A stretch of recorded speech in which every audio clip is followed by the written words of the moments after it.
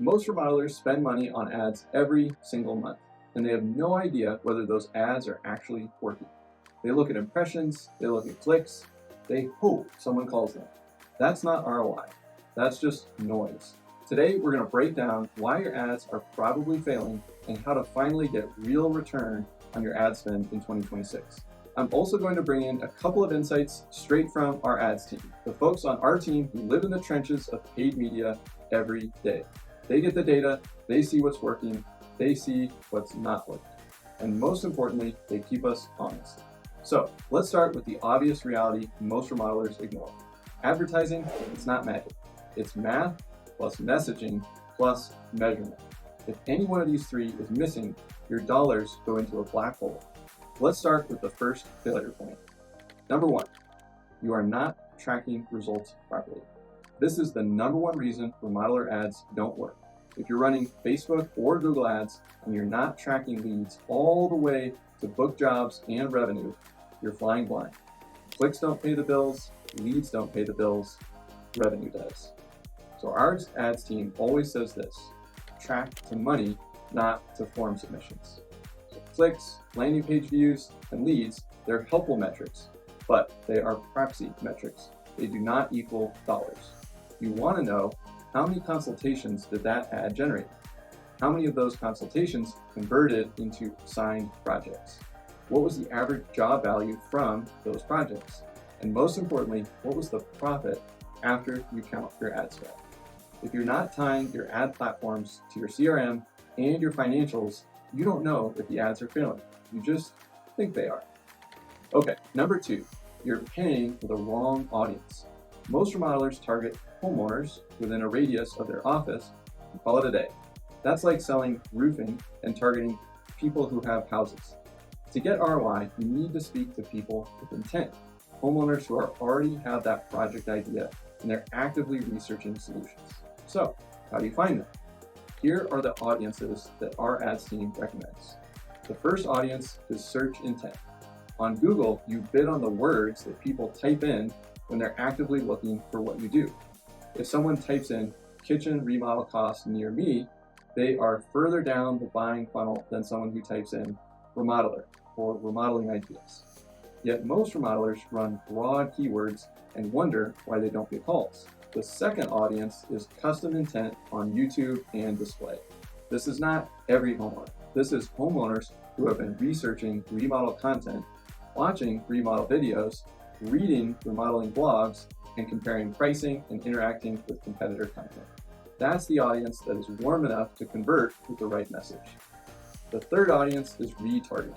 If someone visits your site and doesn't convert, don't give up on it. Retarget them with a specific message. Things like pricing guides, project galleries, or even step-by-step remodeling walkthrough videos. That's where the lowest cost leads come from. Ads without retargeting are like throwing flyers from a plane and then hoping someone calls. Okay, number three, your message is not matching where people are in the buying process. Another huge mistake we see is bad messaging. You may have great offers. You may even have great targeting. But if your ads talk like they're selling carpet and paint, they're not going to connect. There's a simple framework that our ads team uses for messaging. It starts with awareness, moves to consideration, and then finally decision. At each stage, people want different things. At awareness, people want helpful information, not hard sells. At consideration, they want proof. So think testimonials, case studies, and before and afters. At decision, they want confidence and clarity. So think pricing ranges, process walkthroughs, and guarantees. If your ads are always in decision mode, but your audience is still in awareness mode, nothing happens. So what does that look like in your remodeling ads? At awareness, your ad should answer simple homeowner questions like, what does a kitchen remodel cost? How long does a bathroom project take? What are the trends in outdoor living spaces? This content builds trust. It feels helpful, but not pushy. At consideration, your ads should show case studies, project spotlights, testimonials, short videos of real remodeling projects that you've done. These tell the homeowner, we know what we're doing. And at the decision stage, you can start using booking offers, free consultations, downloadable pricing guides, process videos, and these move people to take action. Too many remodelers skip straight to the decision phase and wonder why no one calls. All right, reason number 4. You are spending without understanding your cost per lead and cost per sale. Here's another thing the ads team keeps reminding our clients. Numbers are not the enemy. They're your map. You need to know what's your cost per lead, what's your cost per consultation, what's your close rate, and what's your average job value. Once you know these, you can calculate your maximum allowable cost per lead, the most you can pay and still make a profit. As an example, if your average job is $120,000 and your profit margin after labor, after materials is 30%, that means your gross profit per job is 36 grand. If you close 20% of your consultations, you need 5 consultations per signed contract. And if your cost per consultation is $500, that means $2,500 in ad spend per signed project. Then you compare that to the $36,000 in profit. Now in this case, that's a super healthy ROI. But if your cost per consult is $1,500 and your close rate is the same, your profit shrinks a little bit. This is why tracking matters. If you don't know those numbers, you're running ads in the dark and you're just praying. And that's not strategy. Okay, number 5, you're not using the right creative. Another reason ads fail is weak creative. Here's the truth. People are scrolling fast. And if your first frame doesn't grab the attention, your ad never gets watched. The ads team have this rule. Stop the scroll in the first 3 seconds. That means your video or your image needs a compelling opening line, a human face, a real project, and a quick hook. For example, compare these 2 openings. Cabinetry sale going on now. Generic, forgettable, versus see how we turned this 1980s kitchen into a modern chef's dream in 14 days. Which one makes you stop? Which one feels like someone with answers instead of a salesperson? The second, and always lead with value first. If your ad teaches or shows something useful, people stick around. Funny, helpful, bold, surprising, they can all work. Boring does not. Number 6, you're treating ads like a one-time campaign instead of a continuous system. Many remodelers put money into a campaign for a few weeks. They don't see calls, and then they just pause it. That's like planting seeds and then digging them up every week to see if they sprouted.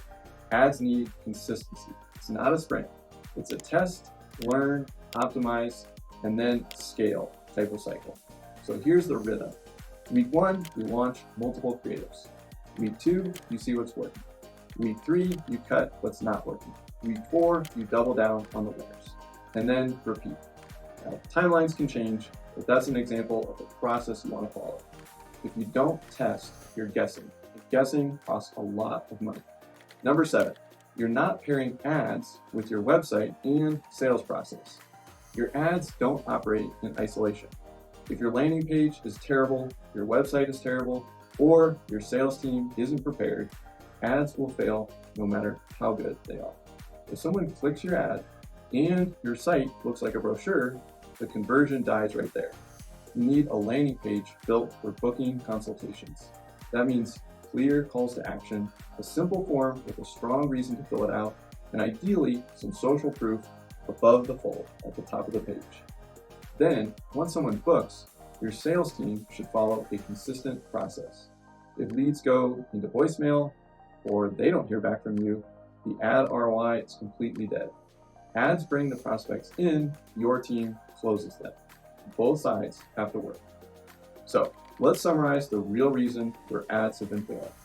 You're not tracking to revenue. You're targeting the wrong people. Your messages aren't aligned with buyer intent. You don't understand your cost per lead, and more importantly, cost per sale. Your creative doesn't stop the scroll. You treat ads like a campaign instead of a system. And you're not pairing your ads with a high converting website and sales process. Fix these fundamentals and suddenly your spend stops being a cost and starts being an investment. And here's the good news. None of what I described requires rocket science. You don't need more budget, you need more clarity, you need consistency. And you need a system that ties your ads to real business results. So remember this, ads are not your enemy. Bad ads are. Build the system, measure what matters, and let the data guide your decisions. That's how you turn ad spend into real ROI in 2026. See you next time here on Builder Funnel TV.